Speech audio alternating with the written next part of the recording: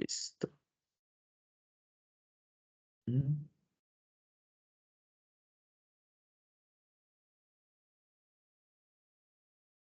Hola, muy buenas noches.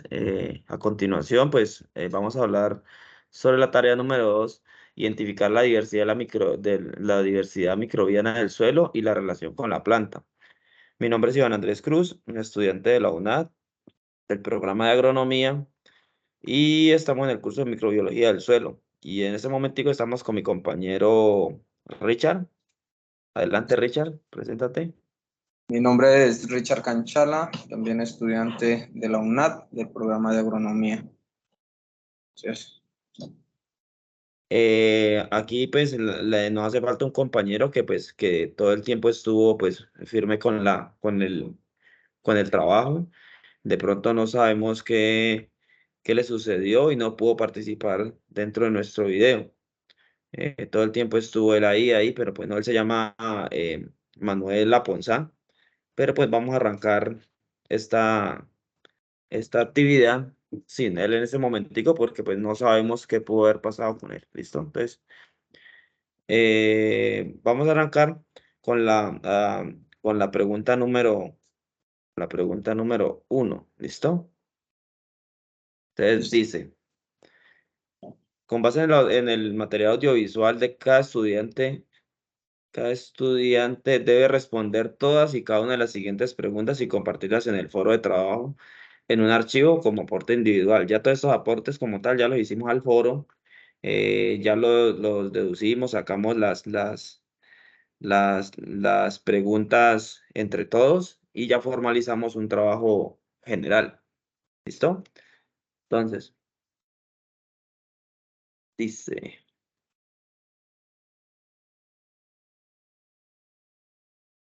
¿cuáles son los factores intrínsecos y extrínsecos limitantes de una fusión y crecimiento de los microorganismos del suelo? Entonces, aquí en esta parte, los factores intrínsecos son los que dependen de las características propias de cada organismo, como su tamaño, forma, estructura, metabolismo y genética. Y los otros factores extrínsecos son los que dependen también de uso externo, como de pronto la temperatura, la humedad, los nutrientes como tal que le aportamos en el suelo nosotros mismos, que de pronto la, el, el microsuelo no tiene toda esa parte de nutrientes que le pueden aportar a la planta. Ya llevamos de pronto mucho tiempo, hace muchos años se viene utilizando muchos fertilizantes sintéticos, ¿no? Que esto ha venido alterando demasiado el tema de la capa como tal del microsuelo. Se ha ido perdiendo demasiados nutrientes. Ahorita ya hay muchas plantas que necesitan demasiado de estos nutrientes artificiales, ¿ya? Sintéticos. Eh, Estamos hablando de unos 30, 40 años atrás. Resulta que la planta, ella podía sostenerse y mantenerse durante sus propios medios, como por ejemplo, de la única forma de que podía formar una buena raíz era simplemente con algún poquitico de materia orgánica. Ahorita ya no se está viendo eso. Se está utilizando demasiados nutrientes de aportes sintéticos. Y entonces, pues la verdad se ha venido dañando mucho esta estructura del suelo por falta de conocimiento y nos ha ido explotando demasiado la parte de las industrias, puesto que ellos están utilizando demasiado la maquinaria pesada. Entonces, en ese tema se ha venido compactando demasiado la tierra y ahorita que cada vez de que vamos a sembrar ya necesitamos arar mínimo unos 25 centímetros para que pues la planta cuando la sembremos pueda dar una raíz. Y sin embargo, siendo así, resulta que la raíz cuando es una planta muy grande no alcanza a traspasar los 25 centímetros y forma una compresión que permite que las raíces se tiren a la inversa, no alcancen a traspasar y se vuelvan a la parte de arriba y muchas veces quedan por encima del suelo. Entonces, esto hace que las plantas, cuando alcancen una altura más o menos de unos 2 metros, 3 metros y por las corrientes de aire puedan volcarse, ¿ya? Entonces, sería en esta parte.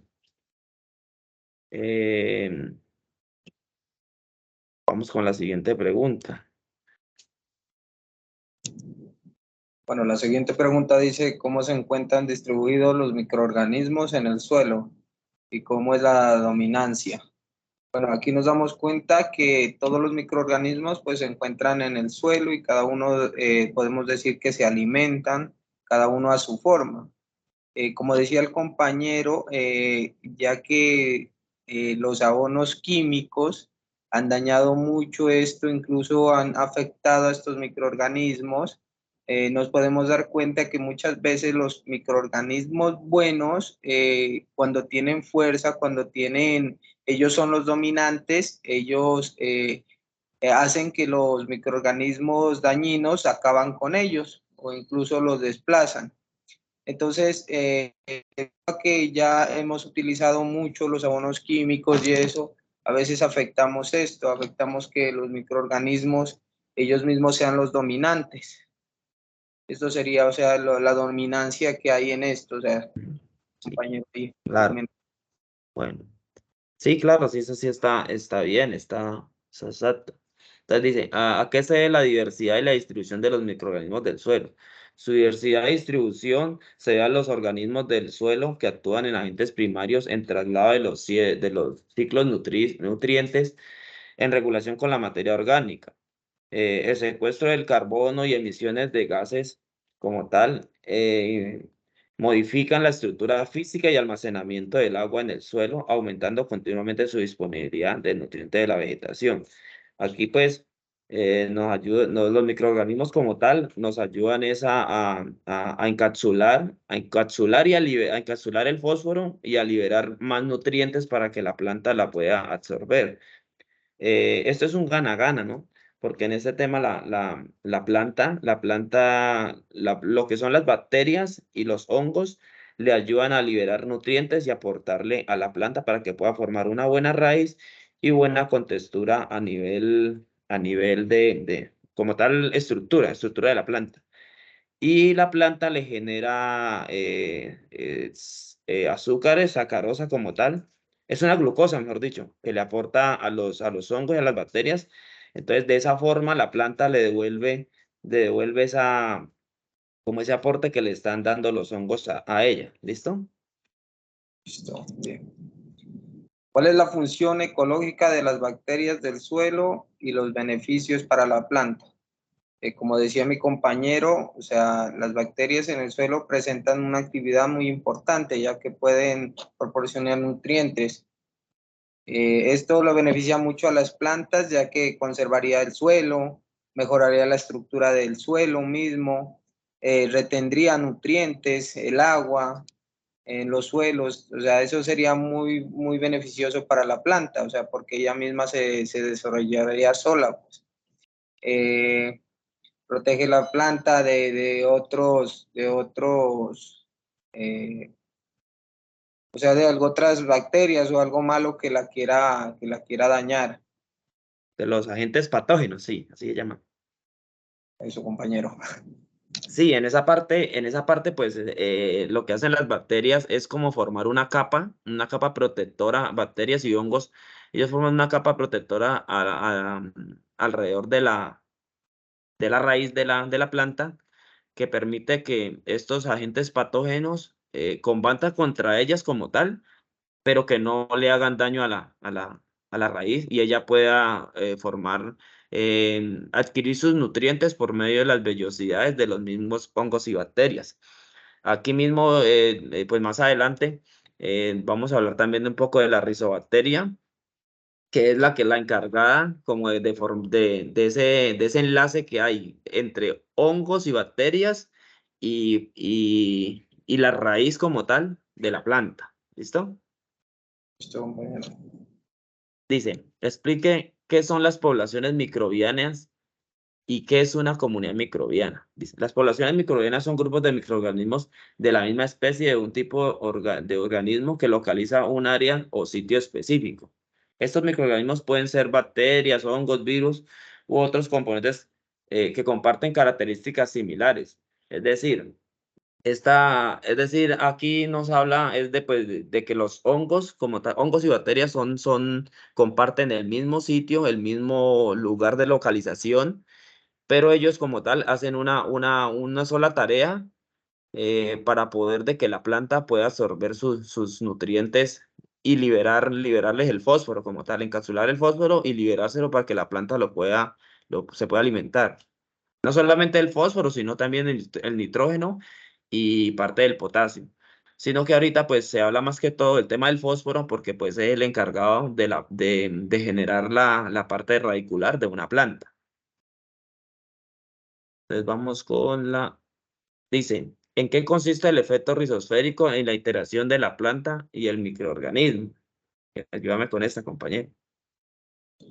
Listo. El efecto rizosférico consiste en la modificación de raíces de las plantas e indice en la microsuelo circulante. O sea, quiere decir que las raíces, o sea, se ayudan a unas a otras mutuamente.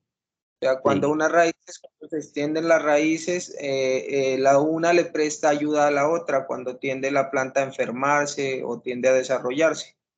Eso sería, ¿Mm? compañero. Sí, aquí en esa sí, es verdad lo que él dice, y no solamente las raíces entre sí, sino las bacterias y los hongos, que ellos le abren camino como tal para que el tránsito de las raíces sea más fácil. Y de pronto no vaya a haber afectación ni desvío para que de pronto llegue un agente patógeno y pueda hacerle o causarle un daño.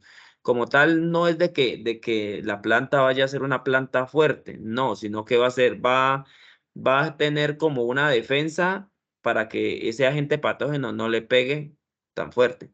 Y básicamente, aquí para poder mejorar el suelo, depende mucho de la planta, de tema planta, y hongos y bacterias. ¿Listo? Pues yo creo que con esto finalizamos nuestro aporte. El tema es bastante complejo, es largo, mejor dicho. Aquí nos echaríamos mucho tiempo aquí hablando del tema, pero pues de pronto son aspectos como los más relevantes que podemos hablar en el tema. ¿Listo?